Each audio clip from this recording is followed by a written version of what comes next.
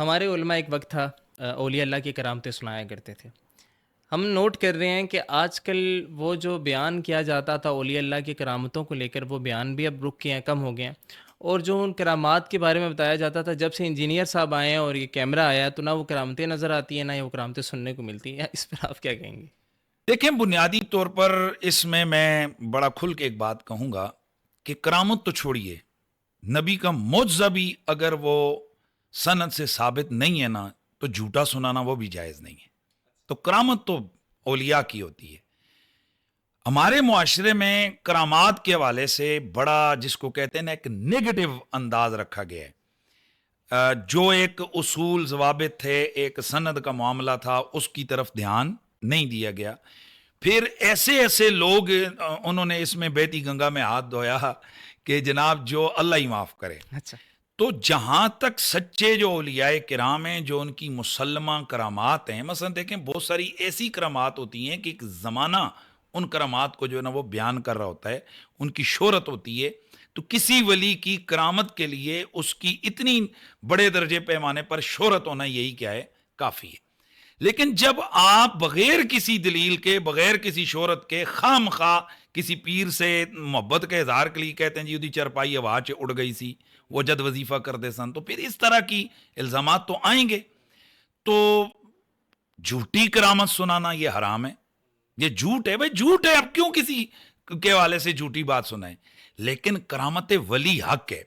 مرزا صاحب کے ساتھ ہمارا یہ اختلاف ہے کہ وہ مطلقاً جو کرامات اولیاء ہیں ان کو وہ عقل کے ترازو پر تول رہے ہیں، اور بہت ساری دفعہ وہاں وہ قیاس اولا کا سہارا لیتے ہیں. مثلا وہ یوں کہتے ہیں کہ مثال کے طور پر جی کہ فلاں اللہ کے ولی نے جناب والا ایسے جناب غیب سے ان کے لیے کھانا آ گیا، تو او جی بتائیں جی وہ انبیاء جو ہے نا وہ بھوکے رہے، تو ان کے لیے کیسے آ گیا. ان کا ہم ان کو بہرحال جواب دے چکے ہیں کہ بہت ساری ایسی چیزیں ہیں جو ولیوں کے لیے قرآن و حدیث میں ثابت ہیں، لیکن نبیوں کے لیے وہ طور معجزہ ثابت نہیں ہے. تو کیا آپ ان کا انکار کر دیں گے؟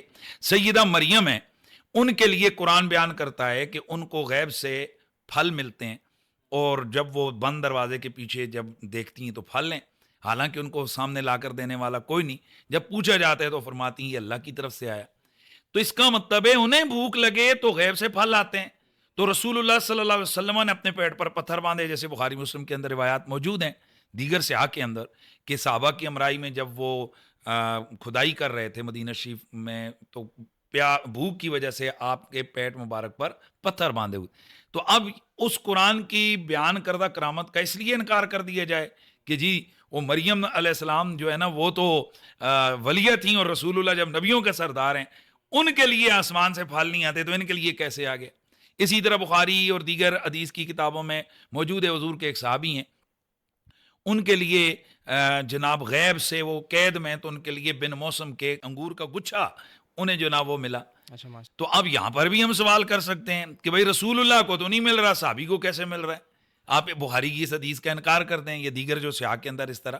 تو پہلی بات یہ ہے کہ یہ اللہ کو پتہ ہے کہ اس نے کون سا کام بطور معجزہ شان نبی کو دینی ہے، اور کون سی بطور کرامت جو ہے نا وہ ولی کو دینی ہے. اور بنیادی طور پر ہمارے ہاں جو کرامت ہے وہ اسی بنیادی طور پر اسی نبی کے معجزے ہی کی ایک آگے جو ہے نا شان ہے، کہ جب امتی کی یہ شان ہے تو نبی کی کیا شان ہے. مرزا صاحب جو ہے نا وہ مطلق کرامتوں کو عقل کے ترازو پہ تول رہے ہیں. یہ ہمارا ان سے اختلاف ہے. اگر وہ پیسے پہ کسی ایک کرامت کے حوالے سے، یا کوئی جھوٹا پیر ہے، جھوٹا ان کے سامنے کوئی چیز ہے یہاں ہو چکی ہے، یار یہ بابا یہ غلط ہے، اس کے ماننے والے ایویں ہی ہیں، تو وہ اس پہ اگر رد کریں تو اس میں کوئی حرج نہیں ہے. معذرت کے ساتھ قریشی صاحب، انجینئر صاحب کے علاوہ ہم اپنے جو باقی ہمارے مکاتب فکر ہیں، کسی بھی عالم دین کو ہم نہیں دیکھتے کہ وہ کسی کی کرامت کا رد کر رہے ہو. میں آپ کو مثال کے طور پہ ایک بات بتاتا ہوں کہ ہم نے ایک ویڈیو دیکھی، اس میں کرامت یہ بیان کی جا رہی تھی، میں نام لیے بغیر بات کرتا ہوں، کہ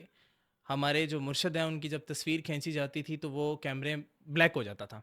آج ہم ان کے چینل دیکھ رہے ہیں، تو ہمارے علماء کیوں نہیں بیان دیتے کہ یہ جھوٹی؟ دیکھیں یہ جھوٹ ہے نا.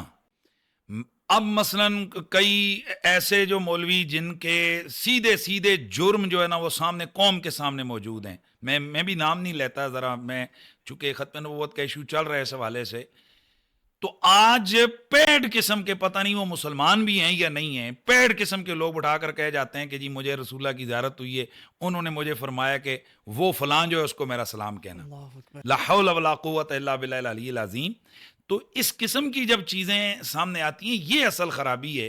تو اس حوالے سے تو میں بھی یہ کہتا ہوں کہ یہ تو میں رد کرنا چاہیے نا، بالکل. کہ آگے ہم لوگ انے وا جو مرضی ہے، تحقیق تصدیق کوئی بھی نہیں ہے. اب یہ بھی نہیں پتا کہ یہ کوئی ایجنسیاں یہ کام کر رہی ہیں. جس طرح آپ کے بھی یہاں اسلام آباد میں یاد ہوگا آپ کو، یہ جو بارکو کے صاحب پل کے پاس وہ ایک بابا جی بیٹھتے تھے، یاد آ گیا. جی. تو جناب وہ ان کی کرامتیں پوری پنڈی اسلام آباد میں مشہور ہو گئیں. پھر کچھ عرصے بعد پتہ چلا وہاں دائیں طرف وہ ایک گھر تھا ایک شخصیت کا، تو وہاں آپریشن ہوا، تو وہاں سے بابا جی گئے ہوئے. بعد میں پتہ چلا جی کہ وہ ایجنسیوں کے ماشاءاللہ وہ ملکی سلامتی کے اداروں کے لوگ تھے کہ جو وہاں پر وہ ریکی کر رہے تھے اس بندے کو پکڑنے کے لیے. تو اب یہ ہوتا کیا ہے، بنیادی طور پر کئی دفعہ اس طرح کے کردار ایجنسیاں بناتی ہیں. وہ مثلا وہاں سب سے پہلے ہمارے کانوں میں کیا بات پڑی تھی، یار بڑا پہنچے ہے باوے، بڑی بڑی گاڑیاں آ کر رکتی ہیں. ٹھیک ہے، اب ایک لینڈ کروزر سے، ایک پجارو سے، ایک جناب مرسیڈیز سے بندہ اتر رہا ہے، ہاتھ چوم رہے باوا جی، اور باہر نکل کے لوگوں کو کہہ رہا تمہیں کیا پتا، مجھے یہ گاڑی اسی بابے کی دعا سے ملی ہے. تو اب جو جاہل عوام ہے ان کے لیے تو یہ کافی ہے. میں ایسے کئی کرداروں کو جانتا ہوں کہ جنہیں کسی ضرورت کے تحت ایجنسیوں نے اوپر اٹھایا اور کچھ عرصے کے بعد وہ بالکل ملیا میٹ ہو گئیں. صحیح. تو اس طرح یہ علماء کی ذمہ داری ہے کہ جب ایک شخص ہے نہ وہ نماز پڑھ رہا ہے، نہ وہ روزہ رکھ رہا ہے، نہ وہ شریعت کی پابندی کر رہا ہے، اور پھر دوسرا یہ کہ وہ مجذوب بھی نہیں ہے، کیونکہ مجاذیب سے تو شریعت کا قلم اٹھ چکا ہے. اور ان کے لیے ہمارا حکم بڑا واضح ہے شریعت کا کہ ان سے آپ استنباط نہیں کر سکتے ہیں، ان کو ان کے حال پہ رہنے دیں. آپ ان کے ساتھ جا کر نہیں جی آپ بابا جی یہ کریں بابا جی. تو اب جب ایک آدمی نہ نماز پڑھتا ہے، نہ وہ داڑھی رکھتا ہے، نہ وہ روزہ رکھتا ہے، اور پھر مجذوب بھی نہیں، اب اس کی کس کرامت پہ ہم یقین کریں اور جو کیوں کریں؟ یہ تو علماء کی ذمہ داری ہے. لیکن ہوتا پتہ ہے کیا ہے، یہاں جو وہ میں پہلے بھی ایک دفعہ شاید بتایا تھا، ادھر ہمارے یہاں شکریال کے ایک بندہ ہے، وہ میرے پاس ہے جی میرے پیر صاحب سے آپ مل لیں یہ کریں. مجھے کہتا رہا، بڑا وہ آتا تھا نماز پڑھنے، کبھی آتا جمعے پہ. میں ایک دفعہ اس کے ساتھ نہ بس غلطی سے چلا گیا، ادھر گیا تو اللہ چرسوں کے سوٹے لگے ہیں، پھوکیں ہو رہی ہیں، ملنگ بیٹھے ہوئے ہیں، وہ سگریٹ بھر بھر کے دے رہے ہیں، کوئی گھوٹو وہ کیا بولتے ہیں چرس کر. اچھا پی پی کے نا اس کی آنکھیں سرخ لال ہوئی ہوئی ہیں. میری تو طبیعت خراب ہو گئی. میں اٹھ کے واپس آیا تو مجھے کہتا ہے یار آپ کو ہمارے بابا جی کیسے لگے، آپ متاثر ہوئے؟ میں کہا میں بری طرح متاثر ہوا ہوں. تو پھر مجھے کہتا ہے چلے چھڈو جی قریشی صاحب تکو نہ ساڈے مرشداں دی اکھ کنی مستانی. میں آکو ہے جی چرساں دے سوٹے تے ایتھے کسے بندے نو پکڑ کے پلاؤ تو دی اکھ مستانی ہو جائے گی. اب عوام کا معیار دیکھیں، یعنی کیا چیز دیکھ رہے ہیں. بھئی چرسیں پی کے اس کی آنکھ رتی ہے جی بڑا جی پہنچی ہوئی سرکار ہے. اس قسم کے سرکاروں کا رد یہ جرت سے جب علماء نہیں کریں گے تو مرزا جیلمی جیسے لوگوں کو جناب تقویت ہوگی. میرے لوگ کیوں نہیں گمراہ کر سکتا مرزا کہ میں قوت کے ساتھ اس قسم کے گندے لوگوں کا رد کرتا ہوں. میرے جمعے کے اختواات موجود ہیں، آن ریکارڈ چیزیں موجود ہیں. تو 2 نمبروں کا جب آپ رد کریں گے تو 1 نمبر جو لوگ ہیں علماء ان کی طرف خود بخود عوام ان کی طرف خود بخود جو ہے نا کلیئر ہو جائے. ٹھیک ہے.